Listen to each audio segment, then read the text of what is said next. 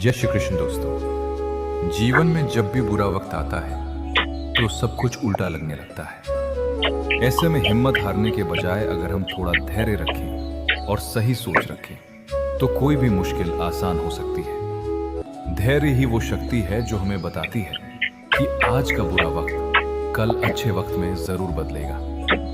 दोस्तों, आज आप जो ये वीडियो देख रहे हैं ये कोई इत्तेफाक नहीं है, बल्कि भगवान श्री कृष्ण की मर्जी है।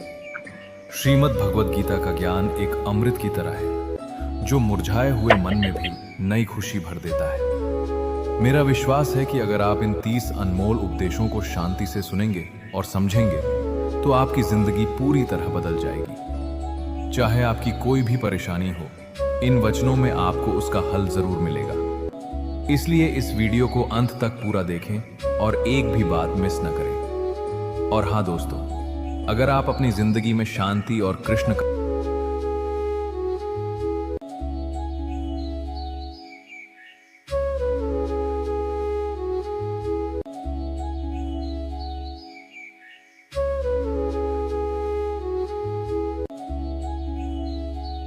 सब्सक्राइब जरूर कर लें ताकि आप हमारा कोई भी वीडियो मिस न करें। चलिए श्री कृष्ण के इन अनमोल वचनों के साथ आज की यात्रा शुरू करते हैं।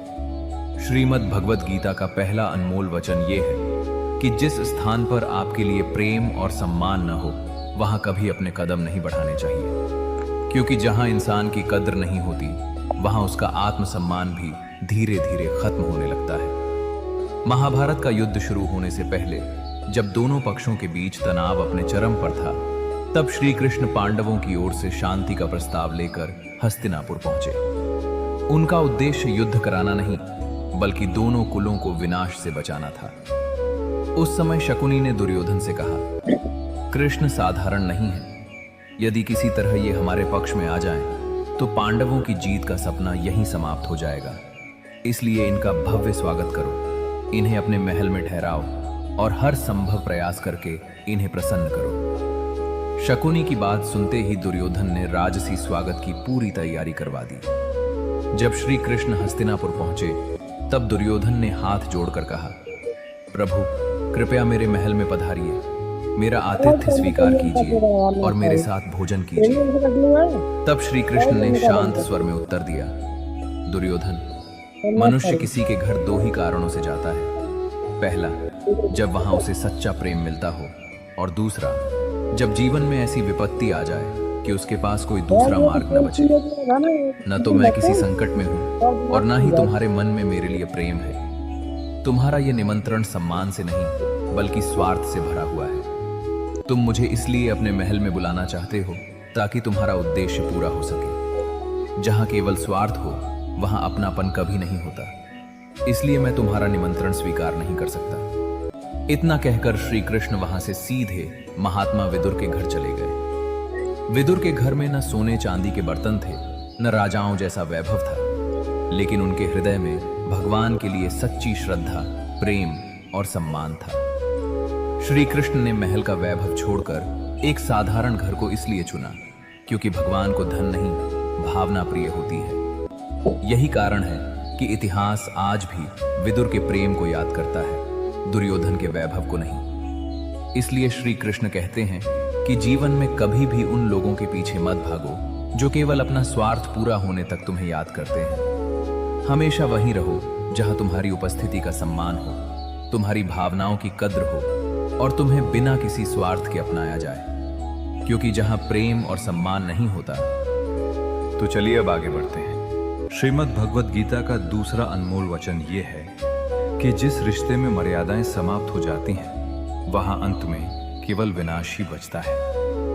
संसार का कोई भी रिश्ता केवल प्रेम के सहारे नहीं चलता, बल्कि प्रेम के साथ सम्मान, विश्वास और मर्यादा का होना भी उतना ही आवश्यक है। जिस दिन कोई व्यक्ति रिश्तों की सीमाओं को पार करना शुरू कर देता है, उसी दिन उस रिश्ते की नींव कमजोर होने लगती है। चाहे सामने वाला आपसे बड़ा हो या छोटा, यदि वो बार बार आपकी भावनाओं का अपमान करता है, आपकी इज्जत नहीं करता और हर बात में अपनी मर्यादा भूल जाता है, तो ऐसा रिश्ता अधिक समय तक नहीं टिक सकता।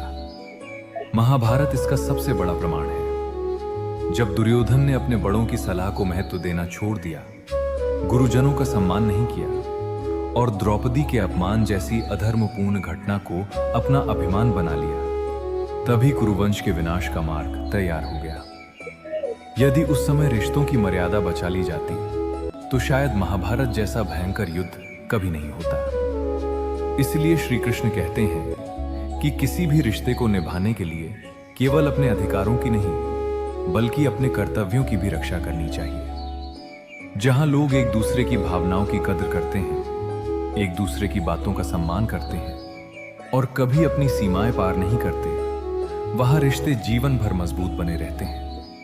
लेकिन जिस रिश्ते में अपमान, अहंकार और मनमानी बढ़ने लगती है, वहां प्रेम धीरे धीरे समाप्त हो जाता है। इसलिए कभी भी ऐसा व्यवहार मत कीजिए जिससे किसी अपने का सम्मान टूट जाए, क्योंकि टूटा हुआ विश्वास और टूटा हुआ रिश्ता दोबारा जुड़ तो सकता है, लेकिन पहले जैसा कभी नहीं बन पाता। याद रखिए, रिश्ते प्रेम से बनते हैं, लेकिन मर्यादा से जीवन भर टिके रहते हैं।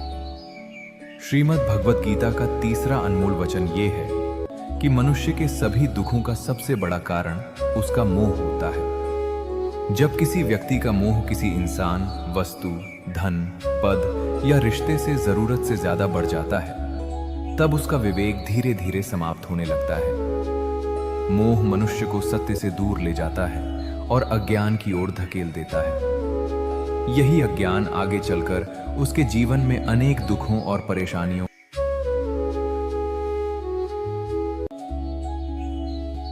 थे कि उसके हर अन्याय को देखकर भी मौन रहे। उन्हें कई बार समझाया गया कि दुर्योधन अधर्म के मार्ग पर चल रहा है, लेकिन पुत्र मोह ने उनकी बुद्धि पर ऐसा पर्दा डाल दिया कि वे सही और गलत का निर्णय ही नहीं कर सके।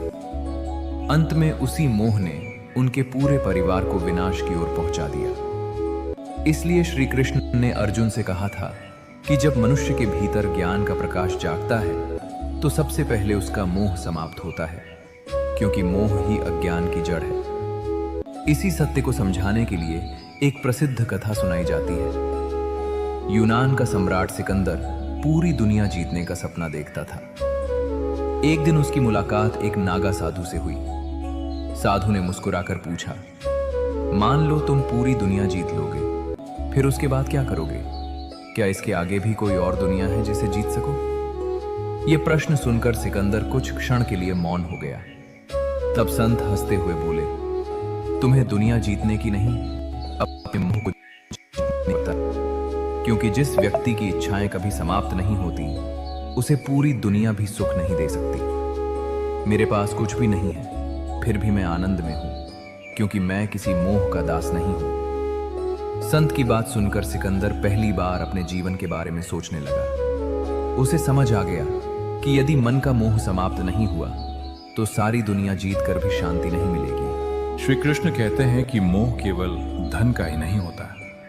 कई लोगों को परिवार का मोह होता है, किसी को सफलता का, किसी को मान सम्मान का और किसी को सुख सुविधाओं का। लेकिन जहां मोह होता है वहां दुख भी अवश्य आता है। यदि मोह पूरा हो जाए तब भी उसे खोने का भय मनुष्य को सताता रहता है, और यदि मोह पूरा ना हो तो उसे पाने की बेचैनी कभी खत्म नहीं होती। इसलिए दोनों ही परिस्थितियों में मनुष्य दुखी रहता है। जो व्यक्ति अपने मोह को छोड़कर संतोष का मार्ग अपनाता है, वही सच्चे आनंद का अनुभव करता है। इसीलिए श्री कृष्ण कहते हैं कि जो कुछ ईश्वर ने आपको दिया है, पहले उसके लिए कृतज्ञ बनिए, क्योंकि अधिक पाने का मोह कभी समाप्त नहीं होता। लेकिन संतोष मनुष्य को वही सुख देता है जिसकी तलाश वो पूरी अपनाता है, वही सच्चे आनंद का अनुभव करता है।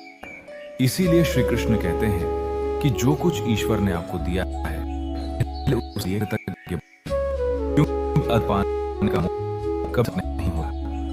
लेकिन संतोष मनुष्य को वही सुख देता है जिसकी तलाश वो पूरी दुनिया में कर लेता है। भगवत गीता का ये जो दूसरा रहा है उसका कभी नहीं होता। छल और कपट से फल अवश्य मिलती है, लेकिन वो सब अधिक तक टिकती नहीं। समय आने पर मनुष्य को अब हर कर्म का फल अवश्य मिलता है। इसलिए कृष्ण कहते हैं कि किसी को धोखा देकर आगे बढ़ने वाला व्यक्ति कभी ना सोचे कि बच जाएगा, क्योंकि कर्म अभी किसी से भूलता नहीं है। महाराज दुर्योधन और उसके मामा शकुनी ने अपने पूरे जीवन में पांडवों के साथ छल किया, कभी जुए का खेल रचा, कभी षड्यंत्र किया और हर कर्म पर उन्हें धोखा देने का प्रयास किया। उनका कभी धर्म और ईमानदारी का मार्ग नहीं चुना, बल्कि हमेशा कपट का सहारा लिया। कुछ समय लिए उन्हें ऐसा लगा कि उनकी हर चाल सफल हो रही है, लेकिन धीरे धीरे उनके ही कर्म के सामने हो गए। युद्ध के समय उनके पक्ष का एक एक महान योद्धा उनसे बिछड़ता चला गया और अंत में स्वयं दुर्योधन को ही अपने कर्मों का परिणाम भुगतना। जिसने जीवन भर छल को अपनी सबसे बड़ी ताकत समझा, उसका अंत भी वैसा ही हुआ जैसा उसके कर्मों ने तय किया था। जीवन में भी यही नियम चलता है। कई लोग ये सोचकर दूसरों को धोखा देते हैं कि किसी को पता नहीं चलेगा, किसी का हक छीन लेते हैं, किसी का विश्वास तोड़ देते हैं और अपने आप को बहुत चर समझने लगते हैं। लेकिन समय चुप रहता है, अंधा नहीं होता। वो एक एक कर्म का हिसाब रखता है। आज आप किसी के साथ जैसा व्यवहार करेंगे, कल वही व्यवहार किसी न किसी रूप में आपके पास लौट कर जरूर आएगा। इसलिए श्री कृष्ण कहते हैं कि यदि जीवन में सच्ची सफलता और मन की शांति चाहिए, तो हमेशा सत्य और ईमानदारी का मार्ग अपनाइए। छल से मिली हुई जीत को समय की होती है, लेकिन सच्चाई से मिली हुई जीत जीवन भर सम्मान दिलाती है। याद रखिए, कर्म की गति बहुत गहरी होती है। मनुष्य दुनिया से छिप सकता है, लेकिन अपने कर्मों से कभी नहीं छिप सकता। जो जैसा बोता है, अंत में उसे वैसा ही फल अवश्य प्राप्त होता है।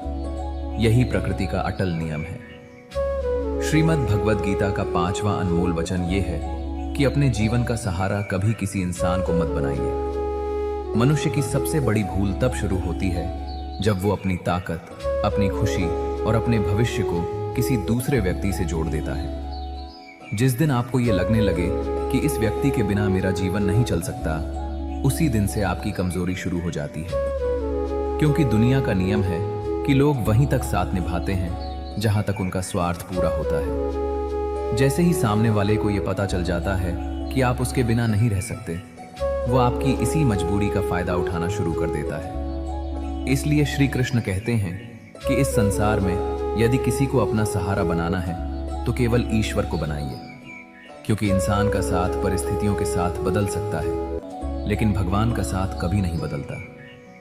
दुनिया के लोग स्वयं अपने जीवन का सहारा खोज रहे हैं, फिर वे आपका सहारा कैसे बन सकते हैं? जब भी जीवन में कठिन समय आता है, तब सच्ची श्रद्धा और विश्वास रखने वाले व्यक्ति की सहायता ईश्वर किसी न किसी रूप में अवश्य करते हैं। इसलिए लोगों से उम्मीदें कम रखिए और भगवान पर भरोसा अधिक रखिए।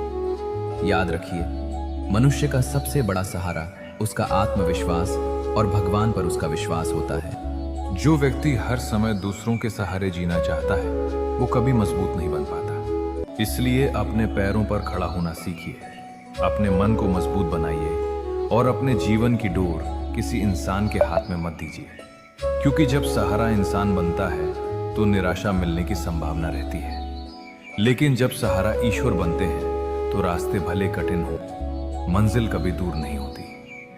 श्रीमद् भगवद गीता का 6ठा अनमोल वचन ये है कि अपने मन को शांत रखना सीखिए, क्योंकि अशांत मन मनुष्य को कभी सुखी नहीं रहने देता।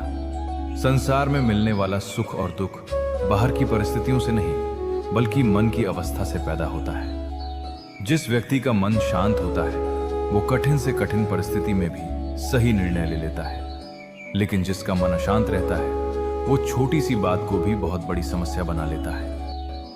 इसलिए श्री कृष्ण कहते हैं कि अपने मन में व्यर्थ की शंकाओं को कभी स्थान मत दीजिए, क्योंकि एक छोटी सी शंका धीरे धीरे इतनी बड़ी गलतफहमी बन जाती है कि वो अच्छे भले रिश्तों को भी तोड़ देती है और मनुष्य का सुख चैन छीन लेती है। कई बार वास्तविक दुख से ज्यादा तकलीफ हमारी कल्पनाएं देती है। हम बिना सच जाने ही मन में ऐसी बातें बना लेते हैं जो बाद में केवल पछतावा छोड़ जाती है। इसलिए अपने मन को हर समय सकारात्मक और स्थिर रखने का प्रयास कीजिए। श्री कृष्ण कहते हैं कि जो मनुष्य अपने मन पर विजय प्राप्त कर लेता है, उसका मन ही उसका सबसे बड़ा मित्र बन जाता है। लेकिन जो अपने मन को नियंत्रित नहीं कर पाता, वही मन उसका सबसे बड़ा शत्रु बनकर उसे हर दिन दुख देता है। इसलिए क्रोध, भय, ईर्ष्या, शंका जी भावनाओं को अपने मन में अधिक समय तक रहने दिए। मन जितना शांत होगा, जीवन उतना सरल और आनंदमय होगा। अशांत मन केवल दुख चंदा है, जबकि शांत मन हर परिस्थिति